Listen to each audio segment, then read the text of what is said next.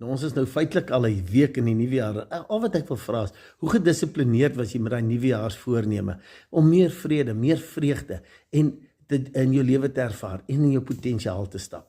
Wel, daar's party mense wat vir my gaan sê, "Ag nee, ek het nog nie by daai goedjies uitgekom. Jong, ek sal nog." Al wat ek vir jou wil sê is, sorry. Dis al wat ek wil sê. Wel, ons gesin kies elke jaar sommer 'n woord vir die jaar. En my woord vir die jaar was hoekom. En ek wil jou uitdaag. Onthou, enige verandering in jou lewe begin in jou denke. Hoe jy dink, waarmee jou gedagtes besig hou. En dis juist die ding, hoe meer ons kan in beheer van ons emosies kom, hoe meer joy gaan ons lewe hê. En ek wil jou uitdaag vandag.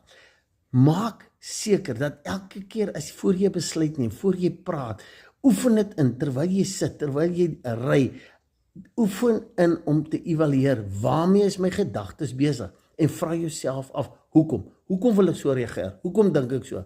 Dit gaan ons gou help in verandering.